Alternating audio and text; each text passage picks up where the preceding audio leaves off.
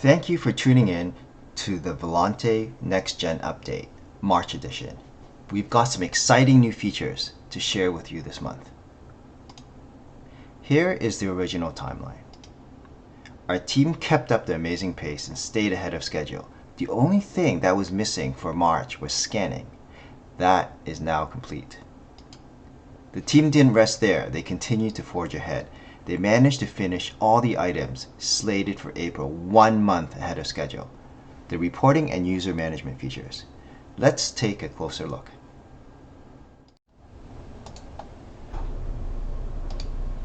In the first video, we demonstrate how POS roles and permissions are configured and used. It's similar to the current system, but with a slight but significant change. Let me show you. Let's begin by adding a cashier role. We will not give them the ability to void, clock in, clock out, or print report, but we will give them the ability to make corrections and remove items. Now let's create the manager role. Remember, in the current system, we had a permission for every security and a duplicate permission for all override securities. It was such a pain to configure. Well, in this version, there is an override checkbox for the role, and if this is checked, the role will have override power for all securities they have permission for. This drastically reduces the number of permissions, making it cleaner and easier to configure. Now that creating the roles are complete, let's create the POS users. We will create two. One is Jack, who will be a cashier. First, we fill in the information and we assign the role cashier to Jack. Next, we create Jasmine. We will make her a manager with a card swipe. All done. Jack and Jasmine are now ready to be used at the POS. One more item in the video we are showing is scanning config. Remember, we had this scan parser config file, or had to create a plugin, and then we had to copy it to all the terminals. It was such a pain. Well, that's gone now. It's all configured in the back office. Just select and scan what you want to change, make the changes, and all the terminals will get the update.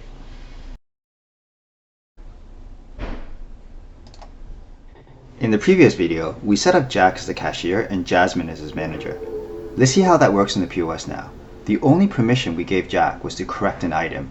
Everything else requires Jasmine to do a management override. Let's clock Jack in now. When Jack tries to clock in, he cannot. He needs Jasmine's manager's card to override. Once she does so, Jack can now clock in. Now let's do a sale.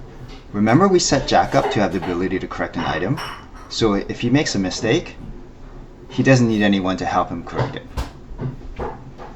Another thing we are going to show is scanning is now supported. We have a barcoded bottle of water. If we scan the barcode, it will ring the item in. Now let's total the sale. Once it is totaled, the items are no longer removable. It will require a void, and Jack doesn't have permission for this. As you see, an override permission dialog pops up and Jasmine's card is required. With her card, the item can now be successfully voided. Let's finish off the sale now.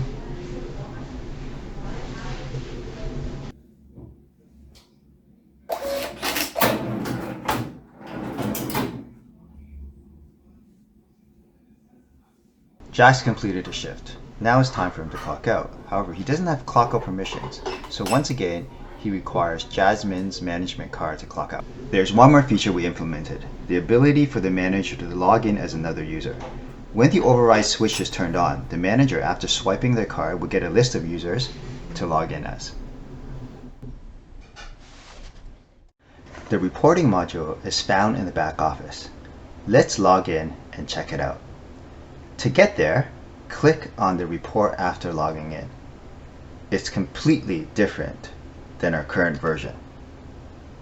It's much more advanced and powerful. And the good news is that it works for our current V7 product as well. It is dashboard and widget based. Let's begin by looking at the default dashboards and widgets that the system is equipped with to help you get started. We've got 2 system dashboards and 6 sample ones. And for widgets, there are plenty of them to help you slice and dice the data any way you want. Let's begin by taking a look at the sales sample dashboard.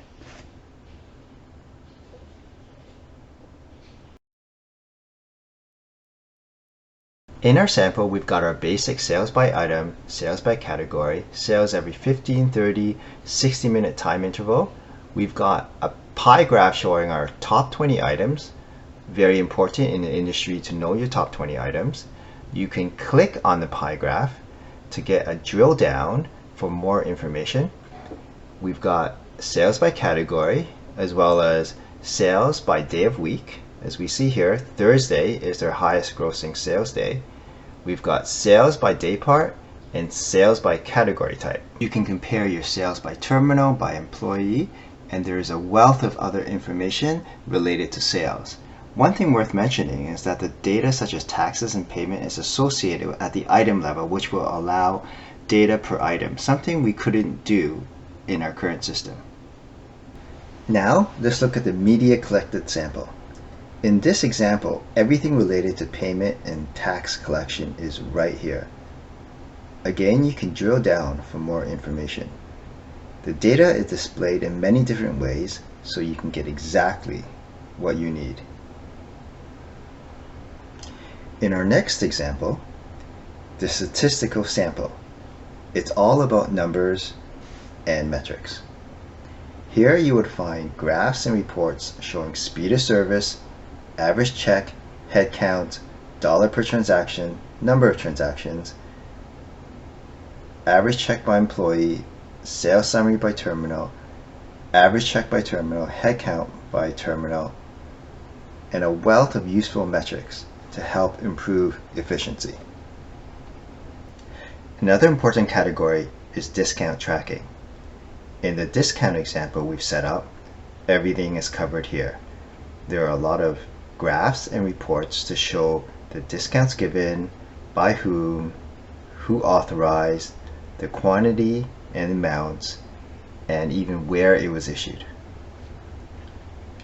For customers with multi-unit enterprise, there are a lot of reports and widgets that allow you to compare store by store sales, compare sales by store versus 1 year ago, compare average check size, speed of service, and head counts. You can compare category breakdown between the stores and even drill down to the specifics. The tools are here for you to find your best performing and underperforming stores. Our next example is sales comparison. In this dashboard, we can compare sales versus a year ago and even select a date in which you want to compare your sales against.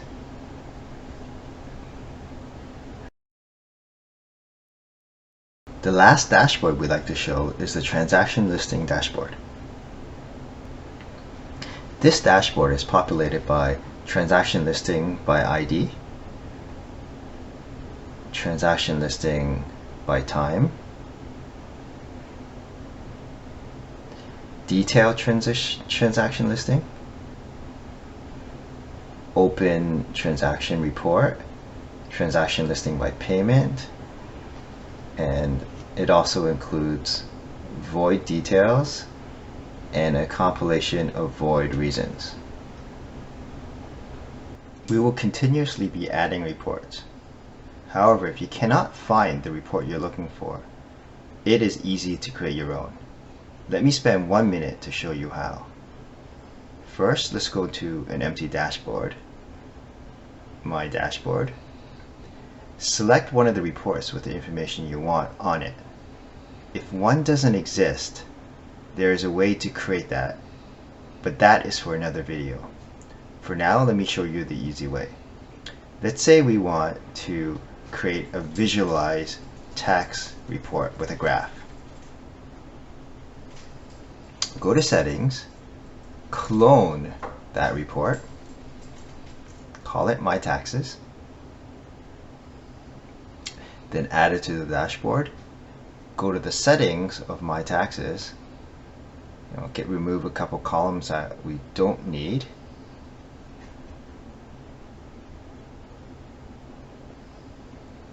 and then select the visualization that you want. Now if you go back, you save it and go back to your dashboard, voila, my taxes in a bar graph. Simple as that.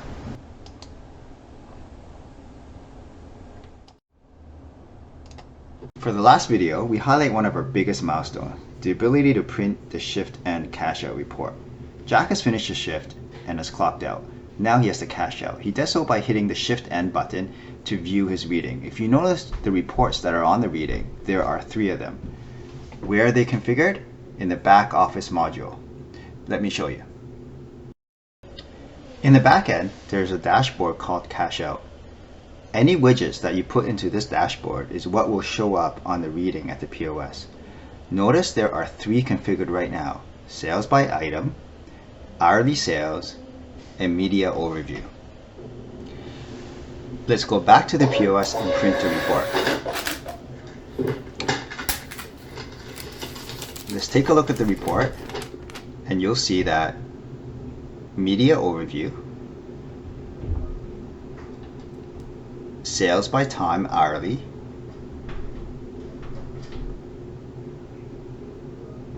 and sales by item is there. So that concludes our demo videos for March. If you so desire, the entire system is online and available for you to try. You can log in using the credentials shown on the screen. If you have any problems or bugs, please report them to our QA team. Our next update is at the end of April. From the entire team, thank you for watching.